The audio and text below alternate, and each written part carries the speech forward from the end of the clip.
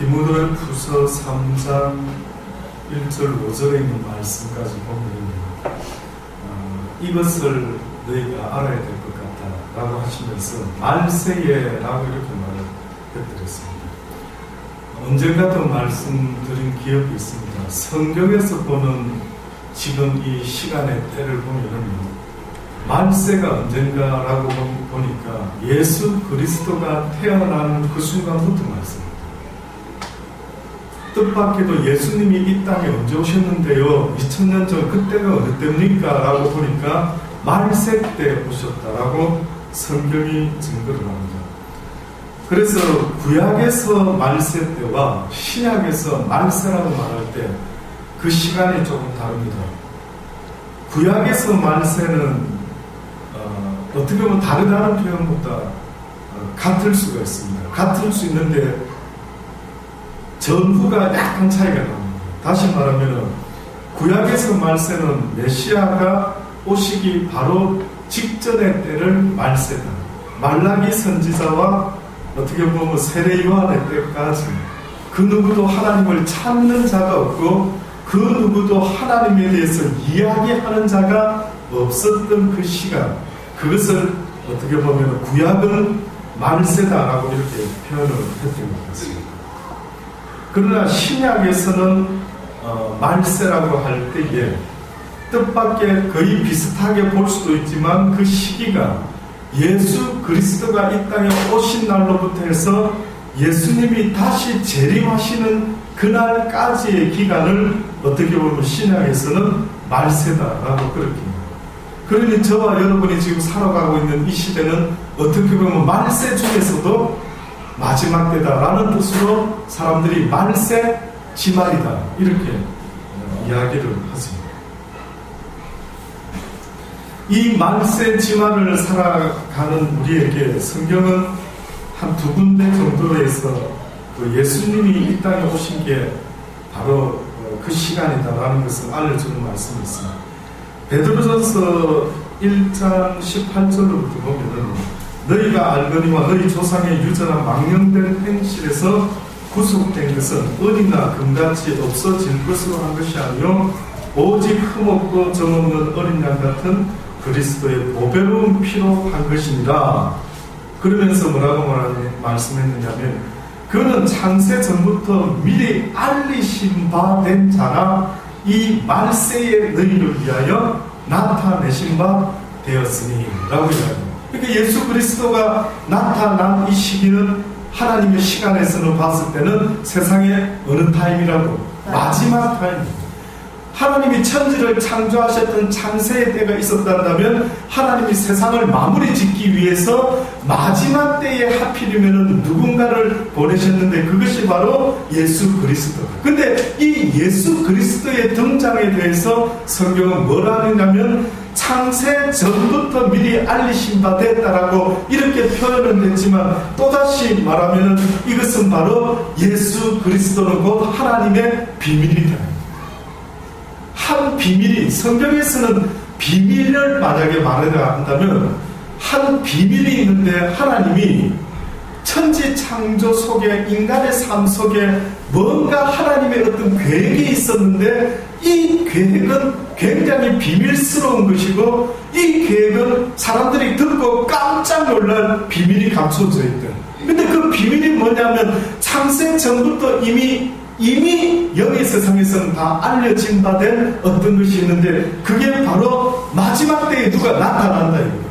근데 누가 나타나냐 보니까 죄 아래 아담과 하와 이후로 인간은 소망을 잃어버리고 와 이제 죽음으로 인생이 끝나는구나 라는 그런 상황이 되고 말았는데 성경에 보니까 이 상황에서 끝나지 아니하고 놀라운 비밀이 있는데 그것은 바로 온 인류 가운데 하나님을 믿는 자 예수 그리스도를 믿는 자에게는 구원을 주는 놀라운 비밀이 있다는 것을 마지막 때에 우리에게 보여주셨다고 말합니다.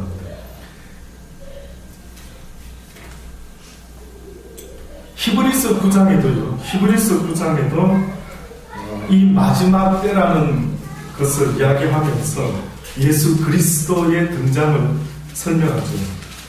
히브리서 9장 26절로부터 보면은요, 그리하면 그가 세상을 창조할 때부터 자주 고난을 받았어야 할 것이로되 이제 자기를 단번에 제사로 드려 죄를 없게 하시려고 세상 끝에 나타나셨느니라.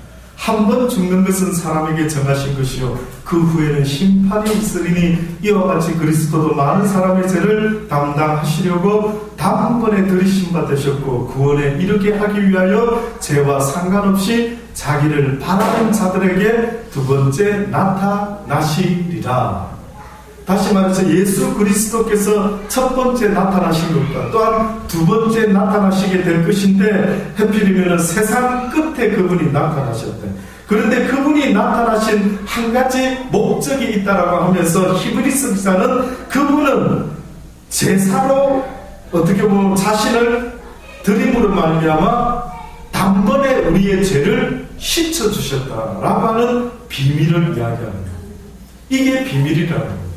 죄지은 인간들이 다 죽음으로 끝이 나도록 주님께서 말씀하신 것처럼 네가 정녕 선악과를 까먹게 되면은 네가 죽으리라 라고 했으면 죽었어야 되는데 어떤 비밀이 그 속에 숨어 있었던 거예요.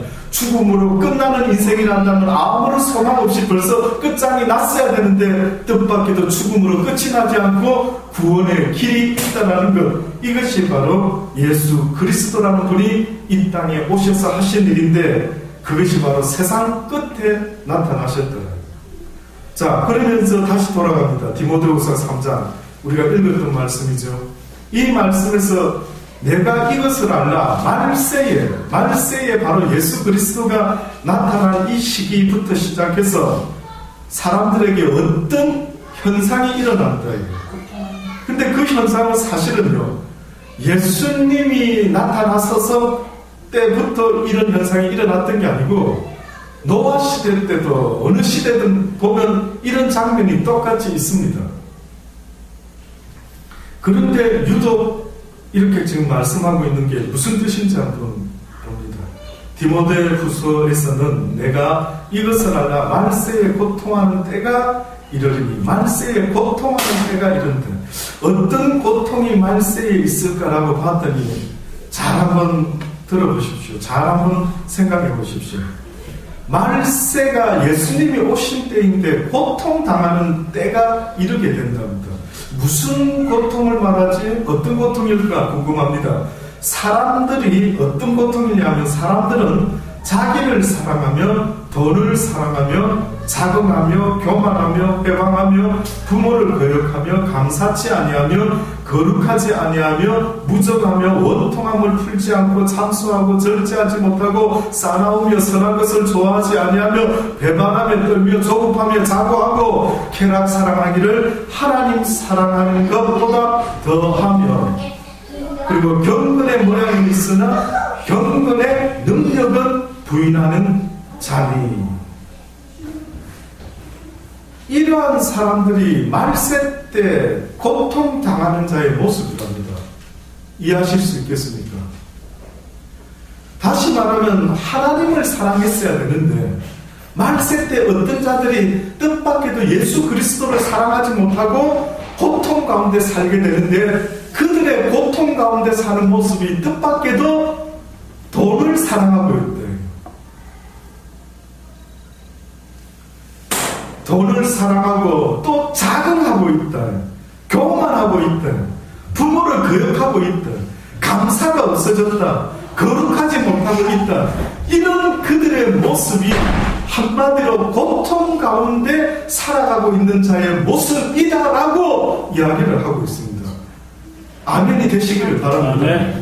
인간이 고통스러운 이유는 예수 그리스도 하나님만을 사랑하게끔 되어 있는데, 하나님을 사랑하지 못하는 인간의 삶의 모습은 마지막 때라고 했던 것처럼, 다시 말하면은 예수 그리스도를 사랑해야만 된다라고 싸임을 주시고 그 비밀을 보여주셨는데, 그 예수가 나타났는데도 불구하고 그를 사랑하지 못하고 마지막 때에 고통하는 때가 오는데, 당연히 옆에 당연히 사랑해야 될 주님이 계신데도, 알려줬는데도 주님을 사랑하지 못하고 엉뚱한 걸 사랑하는 겁니다.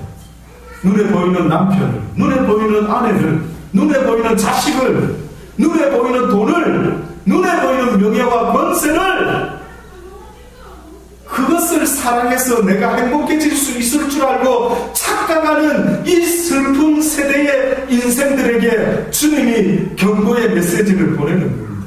너희가 마지막 때에 고통당하는 때가 있을 것이라. 무슨 고통요? 네가 사랑하는 그것을 통하여 네가 고통받게 될 것이다. 왜? 네가 사랑하는 그 모든 것들은 헛되고 헛되어 바람을 잡는 것과 똑같은 것이니 네가 붙잡았다 싶으면 놓칠 것이요, 붙잡았다 싶으면 놓치게 되는 그 오아시스와 같은 환상과 같은 신기루와 같은 그것을 사랑했으니 그 대가가 참으로 너에게 고통일 것이다.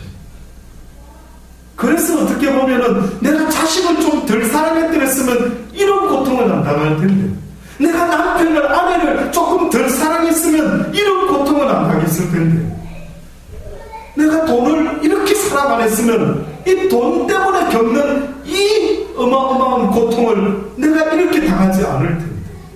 그러니 여러분 스스로 돌아보십시오. 뭐 때문에 고통스럽습니까? 여러분이 사랑하는 그것 때문에 고통스러워요. 내가 마음 두고 있는 그것이 나를 괴롭히는 거예요. 그래서 사단은 귀신같이 그걸 알기 때문에요. 내가 마음에 두고 있는 그것이 내 뜻대로 되지 못하고 날마다 좌절하고 낙심함으로, 특히 하나님을 아노라 하는 자들에게는 더 큰 것으로 절망감을 안겨주고 싶어 하는 겁니다. 그래서 주님이 그걸 알기 때문에, 그 영적 비밀을 알기 때문에 너희는 나를 사랑하면서 살아가야 되는 존재지 나 외에 어떤 것도 마음에 품어서는 안 된다. 그래서 성경에 하나님을 사랑할 때는 어떻게 사랑해야 했습니까? 네 마음을 다하고 목숨을 다하고 힘도 다하고 뜻도 다하여 주 너의 하나님을 사랑해라. 그러나 네 이웃을 사랑할 때에는 뭐같이? 그냥 네 몸같이만 사랑해라. 네 몸 정도만. 근데 마음을 쓰고 사랑하면 내가 아프단 말이죠. 주님이 아닌 것을 사랑하게 되면 저와 여러분의 가슴은 아프게 되어 있습니다.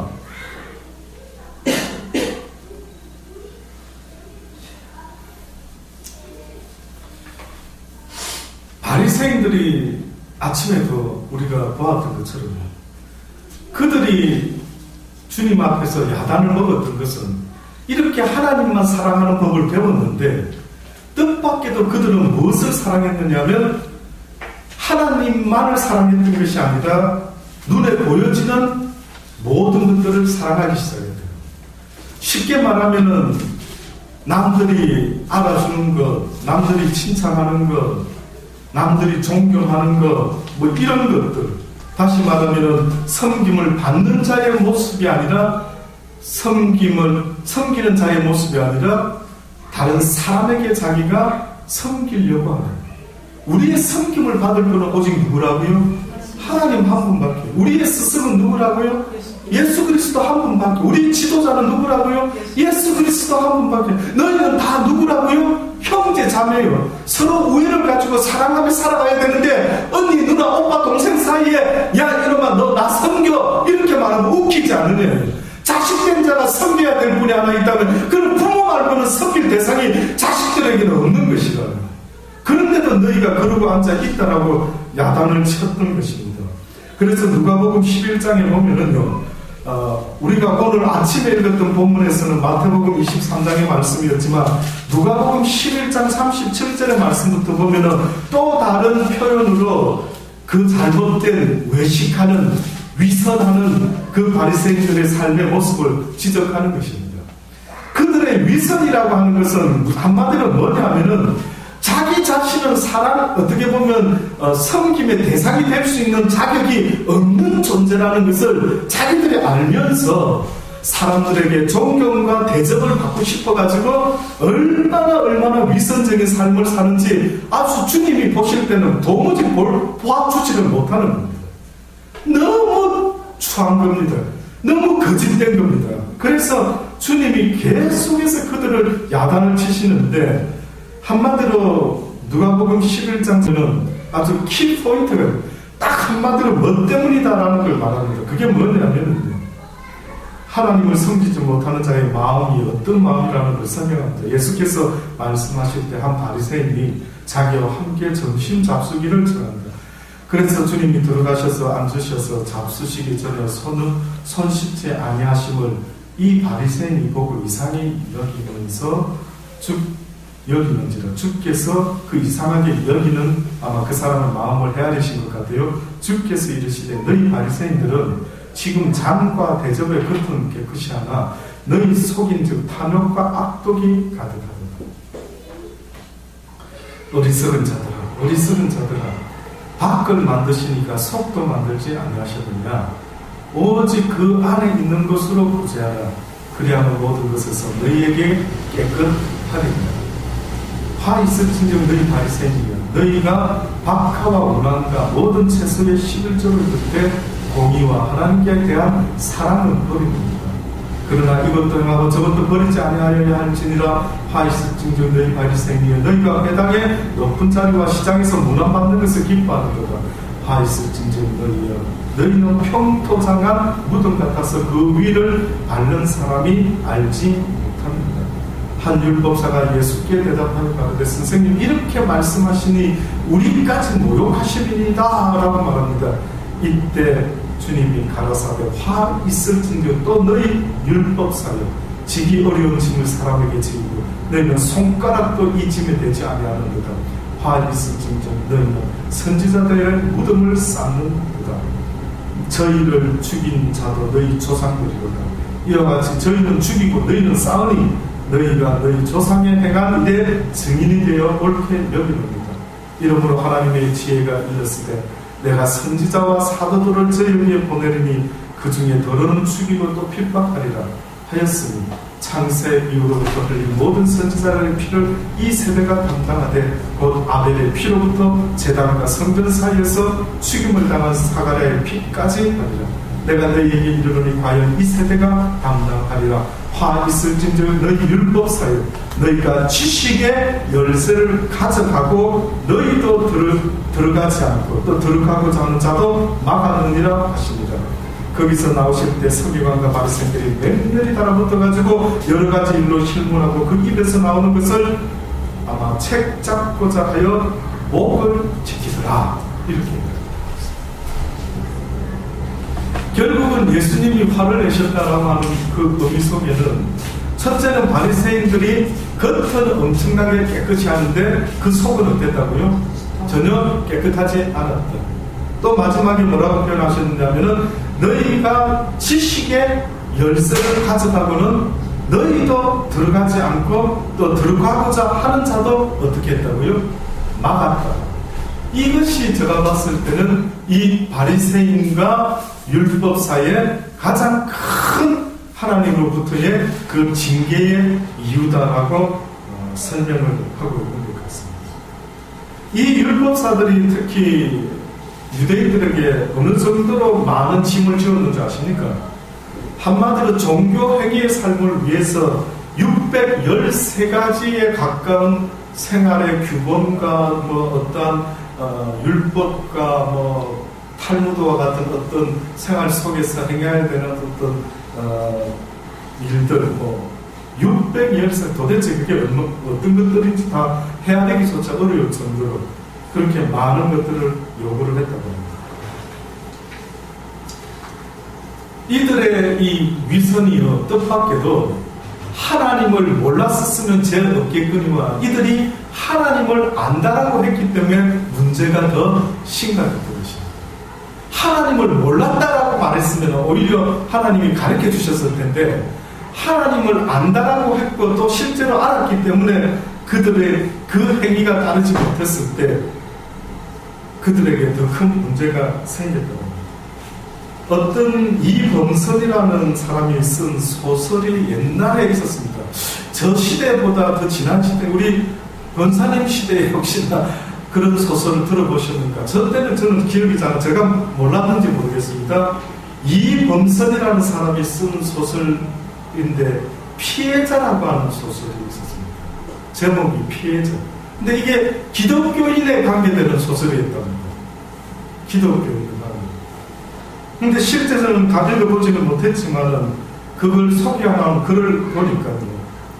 이 소설에 보면은 요한의 아버지 최장로라는 고아의 아버지로 칭송을 받는 분이 등장하는 거예요.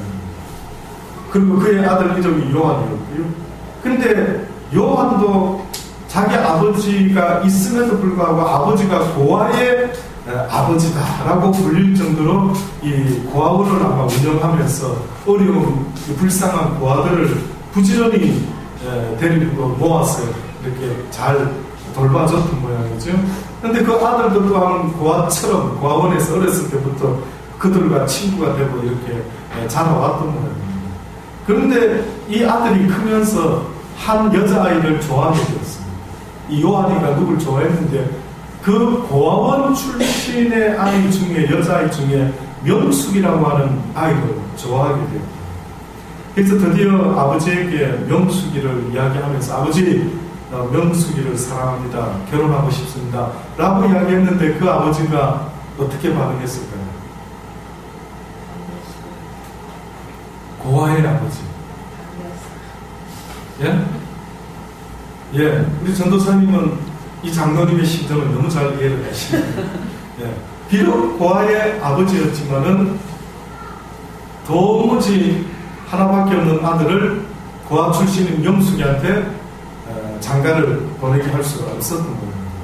결국은 반대했고요. 명숙이는 충격을 받고 또 낙심을 하면서 떠나버리고 말았답니다.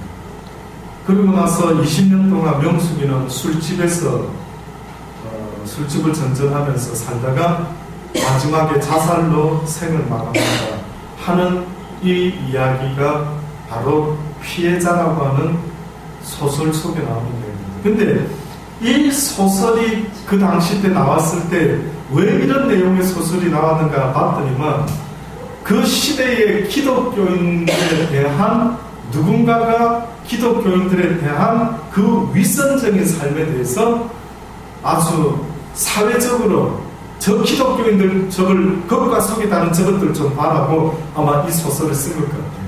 그러니까 기독교 입장에서는 좋은 소설이 아니라 아주 창피해서 낯을 못 들고 다닐 정도의 내용의 소설이었던 모양입니다. 그래서 이 소설가가 어떻게 보면 우리에게 던지는 질문이 있다면은 오늘날 교회를 다니는 너희들이 과연 모두 다가 최장로가 아니냐. 겉으로는 고아의 아버지인 것처럼 하지만 실질적인 데 있어서는 전혀 그렇지 않는 그 이중적인 모습, 이것이 바로 현재 교회를 다니는 우리를 역겹게 하는 저 교회 다니는 위선자들 아니냐, 이렇게 아마 했던 겁니다. 꼭 여러분 잊지 마시고 스스로를 한번 돌아보시기 바랍니다. 내가 혹시나 최장로 같이 겉으로는 아주 나한테 특별히 손해되지 않는 한은 얼마든지 자비를 베풀고 얼마든지 좋은 일도 하고 하는데 내 아들이 그 고아 중에 한 여자아이와 결혼하겠다고 할 때 과연 나는 뭐라고 말할 수가 있겠는가? 이것이 바로 이 소설이 우리에게 다시 한번 생각을 일깨우는 것입니다. 박목을 시인을 잘 아시죠? 저도 잘 아는데 그분이 뜻밖에도 이런 시를 쓴 걸 저도 처음 알았습니다. 무슨 시를 쓴 적이 있었느냐 하면은 우리의 신앙을 손이 증명하자, 신앙을 발이 증명하자, 참 신앙을 코가 증명하자, 그리고 주일이 아닌 월요일 아침에도 금요일 밤에도 증명하자. 이런 시를 박목을 시인이 썼다라는 거예요. 결국 우리의 신앙이라고 하는 것은 말로만 하는 신앙이 아니라 내 오감이 다 느낄 수 있을 정도로, 뿐만 아니라 어떤 사람도 냄새 맡을 수 있고 어떤 사람도 볼 수 있는, 그리고 주일만 썬데이 크리스찬이 되는 것이 아니라 월요일 아침에도 금요일 밤에도 언제든지 증명할 수 있는 그러한 신앙인이 되자라고 하는 이야기를 하는 것입니다. 아이러니하게도 누가복음 20장에도 그 말씀이 있는데 이것은 그 시대에만 있었던 게 아닌 것 같습니다. 누가복음 20장 45절로부터 말씀해보면 바로 이 외식하는 위선하는 이 바리새인들에 대한 이야기가 있는데요. 모든 백성이 들을 때에 예수께서 그 제자들에게 이르시되 긴 옷을 입고 다니는 것을 원하며 시장에서 문안받는 것과 회당의 상자의 잔치와 상석을 좋아하는 서기관들을 삼가하라. 저희는 가부의 가산을 삼키며 외식으로 길게 기도하니 그 받는 판결이 더 중요하리라. 아침에 본문의 말씀에도 긴 표현을 쓴 것처럼 여기 누가복음의 누가는요 이렇게 간단하면서도 짧게 그 바리새인들의 모습을 썼는데 여기 보면 긴 옷을 입고 다니는 것을 원하며 시장에서 문안 드리는 것과 회당의 상자와 잔치 상석을 좋아하고는 서기관들을 삼가하라라고 이야기합니다. 그런데 이들이 겉으로 보여지는 이러한 것에 굉장히 관심을 갖고 있었다라고 하면서 지적을 당했는데 1453년도에 보면은 회교 군대가 콘스탄티노플을 포위했던 적이 역사적으로 있었습니다. 콘스탄티노플이라고 하는 이것은 로마와 함께 중세 기독교의 성지라고 불릴 수 있는 중요한 자리였습니다. 중요한 곳이었는데 발칸인들이 앞으로 수세기 동안 기독교의 지배를 받을 것이냐 회개의 지배를 받을 것이냐 하는 그런 중요한 상황에서 회개의 군대들이 1453년에 콘스탄티노플을 포위하면서 침략을 했던 것입니다. 이런 중요한 상황에서 위급한 상황에서 그곳에 있었던 그들이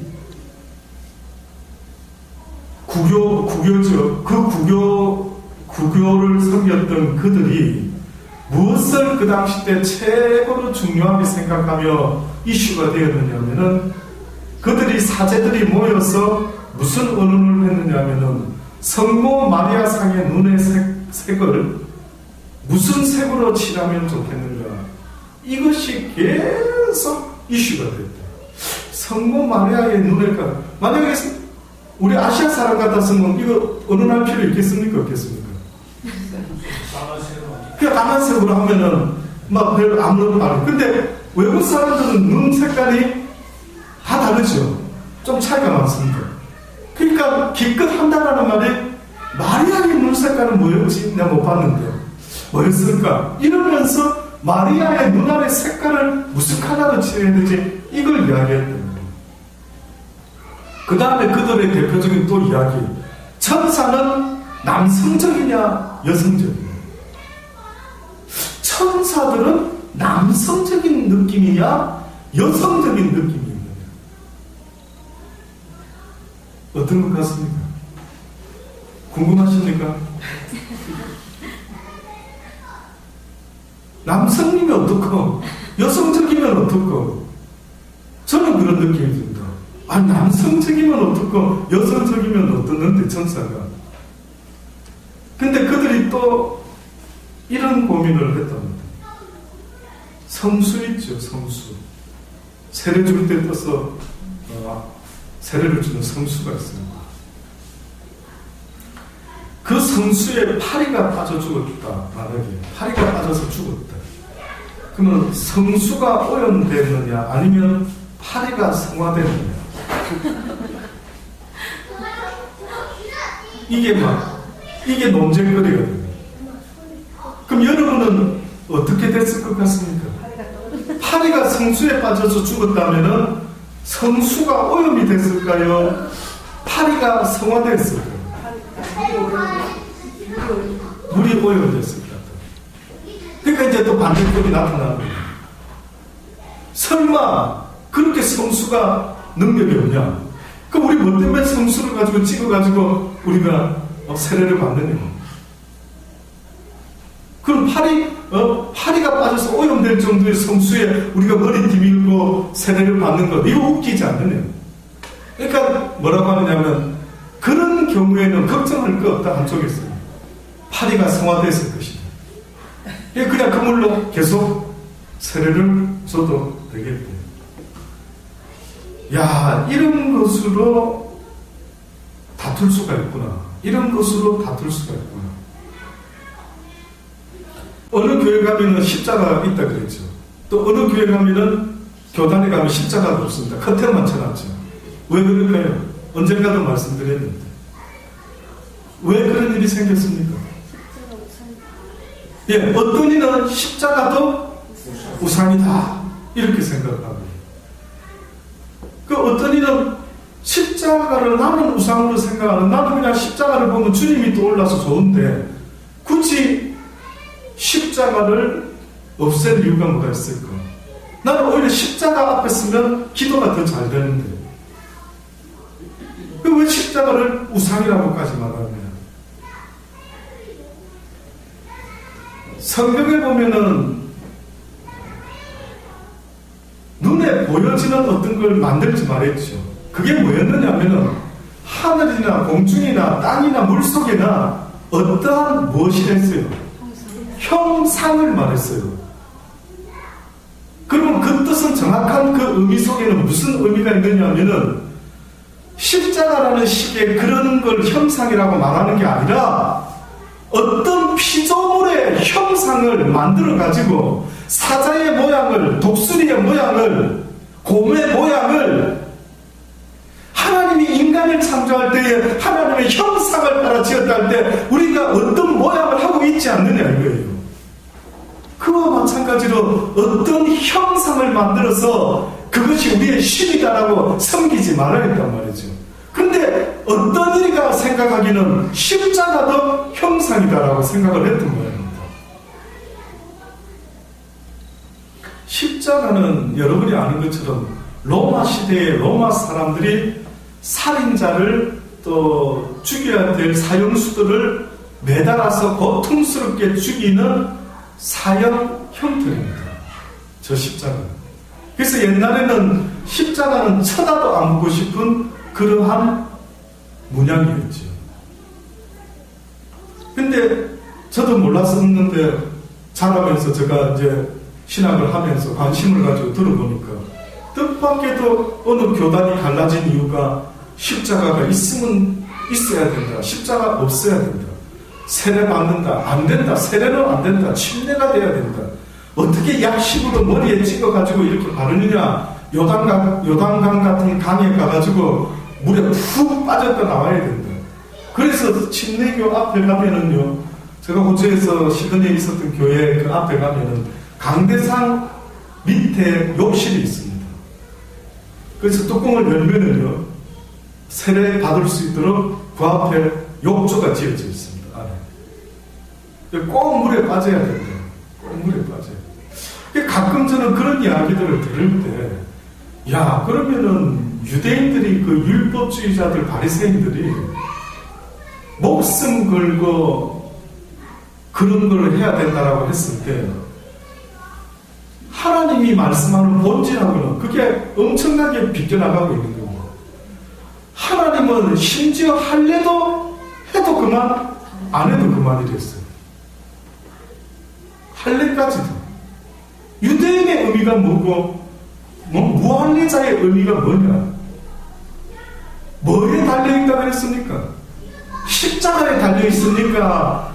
침례에 달려있습니까? 무슨 십자가가 없어야 되는데 달려있으면 뭐에 달려있다고 말씀하고 있습니까? 성경은 하나님의 말씀에 순종하고 하지 않는 것의 차이 때문에 바리새인과 서기관들이 지금도 욕을 얻어먹고 있고 지금도 이 위선자라고 하나님 앞에 야단을 먹고 있었던 게 그들은 보여지는 것에는 엄청나게 열심히 살았지만 그 속은 깨끗하지 못했대요. 그 속은 하나님의 말씀에 순종하는 자의 모습이 아니라 거역하는 자, 알고도 행치 않는 자. 그래서 오죽했으면 성경에서 무슨 이야기까지 했습니까? 나에게 어떤 사람에게 두 아들이 있었답니다. 두 아들. 근데 첫 번째 아들을 불러서 아버지가 이야기합니다. 아들아 밭에 가서 일 좀 하지. 그랬더니만 첫 번째 아들이 뭐라 했답니까? 예, 가겠습니다 아버지 해서 갔답니다. 근데 가다가 어떻게 했습니까? 안 가버렸어요. 에이, 좀 시적으로 안 갔어요. 예라고 대답해놓고 안 갔습니다. 근데 둘째 아들에게 야 둘째야 너 가서 일 좀 해라 그랬더니 둘째가 뭐랬습니까? 나이 안 해요. 아우 형한테 시켰어요 아버지. 뭐 이러고 얘는 안 갔어요. 근데 안 가고 있다가 어떤 생각이 들어왔습니까? 아이 순종하자 아버지 말이야. 이렇게 순종하고 그 둘째 아들이 가서 밭에 일을 했더니만 성경에서 뭐라고 말합니까? 누가 아버지의 말에 순종한 자이냐? 대답만 번지르하게 해놓고 하지 않은 자냐? 대답은 좀 부실하게 반항을 했지만 뉘우치고 다시 돌이켜서 아버지의 말씀에 순종한 그 아들과 누가 아버지께 순종한 자냐 물으면 지금도 하나님은 우리에게 요구하는 것은 무슨 마리아의 눈알이 색깔이 빨가면 어떻고 파라면 어떻고 십자가가 있으면 어떻고 십자가가 없으면 어떻고 침례를 하면 어떻고 세례를 받으면 어떻고 주님이 원하시는 것은 지금도 나 여호와의 말씀에 어떻게 하라는 겁니까? 순종하는 자가 되어라고. 그래서 아담은 오히려 무엇의 상징이라고? 불순종의 상징이었고 둘째 아담인 예수 그리스도는 무엇의 상징이라고 합니까? 순종하는 자의 상징이라. 그래서 그 순종이 온 인류를 살렸다고 말하는 겁니다. 지금도 하나님은 여러분에게 요구하는 것은 무슨 어떤 대단한 뭐를 요구하는 게 아니라 무엇을 요구한다고요? 내 말에 순종해라. 네가 누군가에게 핍박을 받았느냐? 너무 억울한 일을 당했느냐? 그러면 나에게만 이야기하고 그를 긍휼히 여기고 오히려 그를 위하여 기도하라. 그냥 내 말에 순종만 내달라는 겁니다. 몰랐을 때는 죄 없다 하겠지만 네가 알고도 행치 아니하면 오히려 내가 죄 없다 하지 아니하니 그러다 보면 바리새인과 서기관의 룰에 처할 수가 있다라고 하나님의 의미 경고하고 계시는 것입니다. 마지막으로 이런 이야기를 들려드리기 원합니다. 참으로 생각해 볼 이야기더라고요. 세계적인 부흥사 무디 목사님이 계셨더랬습니다. 뭐 누구나가 무디 한 번은 다 들어보신 그런 이름입니다. 이분이 어느 날 하루에 한 명씩은 내가 전도하리라 결심을 하셨답니다. 그래서 그 결심을 한 이후에 그분은 실천에 옮기기 위해서 날마다 한 사람은 전도해야지 하고 사람을 찾으러 다닙니다. 그래서 예수 그리스도에 대한 이야기를 그들에게 전하면서 교회에 나오십시오 라고 했답니다. 어느 날 교회에 대해서 아주 감정이 안 좋은 어느 불신자한 사람을 만났답니다. 그래서 무디 선생님이 그에게 예수 그리스도를 이야기하면서 교회에 나오십시오 라고 이렇게 이야기를 했는데 그 사람이 하는 말이 어떤 이야기였느냐면 나는 나 자신을 위해서는 교회에 나가고 싶습니다. 그러나 저는 그 교회에 있는 수많은 위선자들의 말과 행실이 다른 그들의 모습 때문에 저는 도무지 교회에 나가고 싶은 생각이 없습니다. 저는 그 위선자들의 꼴도 보기 싫거든요. 이런 이야기를 했습니다. 우리 같으면 이런 이야기 들으면 어떻습니까?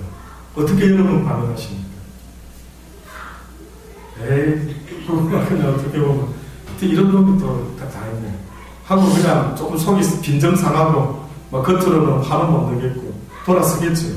그런데 이 무디 목사님이요 뭐라고 그 불신자에게 이야기를 하는가면요 한번 들어보십시오. 그렇습니다. 교회 안에도 보기 싫은 위선자들이 많이 있습니다. 예수님의 12제자들 가운데서도요 유다라고 하는 위선자가 있었습니다. 그러나 모두가 그렇지 않다는 것은 당신도 알고 있으시지요? 그리고 그 위선자들은 아무리 교회에 열심히 다닌다 해도 천국에 들어가지는 못합니다. 하나님은 모든 것을 아시는 분이니까요. 그들은 아마 틀림없이 지옥으로 떨어지게 될 것입니다. 당신도 교회를 부정하고 나가지 않는다면 분명히 지옥에 가게 될 것입니다. 그러면 당신은 지옥에 영원히 꺼지지 않는 불 속에서 당신이 그렇게 싫어하는 위선자들과 함께 영원히 살게 될 것입니다.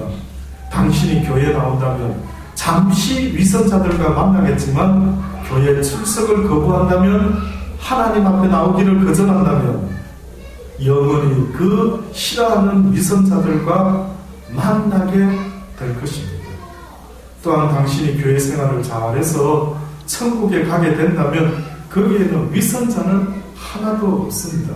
이 얼마나 행복한 삶이 되겠습니까? 당신이 진정 위선자들을 증오하고 그들과 함께 살기를 원치 않는다면 부디 예수 그리스도를 믿으셔서 크리스찬이 되십시오. 그래서 위선자들과 영원히 헤어지는 기쁨을 맛보십시오. 이 말에 이 사람이 변화되었을까요? 안 됐을까요? 저 같으면 변화되었을 것 같습니다. 변화된다. 그래서 그 무디의 전도를 받은 그 사람이요, 그 이후에 예수 그리스도를 영접하고 얼마나 착실한 크리스찬의 삶을 살았는가 하는 것을 그 일화를 통해서 사람들에게 전해지고 있다.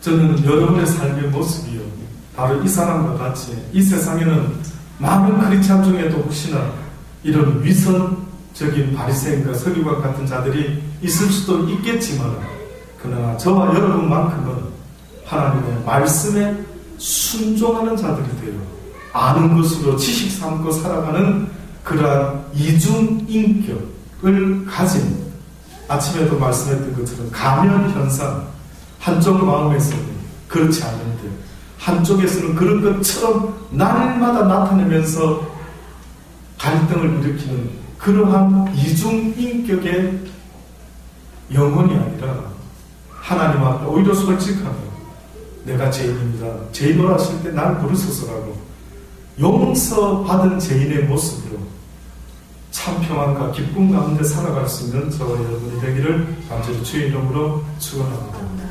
기도하시겠습니다. 하나님, 그렇습니다. 가르쳐 주신 말씀들을 잊어먹지 않게 되기를 원합니다. 오히려 몰랐으면 죄 없겠거니와 네가 안다고 배웠다고 했으니 오히려 죄 없다 하지 아니하리라고 말씀에 대한 책임을 엄히 말씀하셨으니 그 책임을 다하는 저희들이 되게 하여 주옵소서. 모르는 무식할 때의 모습처럼 살지 말게 하시고 이제는 유식한 자처럼, 하나님에 대하여 유식한 자처럼 항상 말씀으로 모든 일들을 풀어나갈 수 있는 지혜로운 자들이 다 되게 하여 주옵소서. 내 마음이 상해가는 것을 보나이다. 내 심령이 공고한 것을 날마다 보나이다. 혹시나 주의 말씀을 놓치고 있지 않는지 깨닫게 하여 주시고, 어떤 악한 영의 공격이 있을지라도 그리스도의 평화로 선한 것으로 모든 악을 능히 이길 수 있는 하나님의 백성들 삼아 주옵소서. 이곳에 있는 이들만큼이라도 아버지의 이 땅의 소망이 되게 하시고 이 땅의 주의 복음의 통로가 되게 하시며 또한 축복의 통로가 되게 하여 주옵소서. 주님 나라 이 땅에 임할 때에 이곳에서 날마다 기도하며 눈물로 하나님께 간구했던 모든 하나님의 사람들 하나도 남겨지지 않고 모두가 들리움 받을 수 있는 하나님의 크신 은혜를 베풀어 주옵소서. 주님 나라 임하실 때 우리 모두를 기억하여 주시고 주의 나라에서 잘했다, 충성된 종이었다라는 칭찬을 받기에 조금 더 부족함이 없는 우리 모두가 되게 하여 주옵소서. 설레이는 마음으로 주를 기다리기를 원합니다. 깨어있는 다섯 처녀와 같이 주를 기다리기를 원합니다. 아멘. 주 예수여 어서 오시옵소서. 예수 그리스도의 이름으로 감사하며 기도드리옵나이다. 아멘. 주신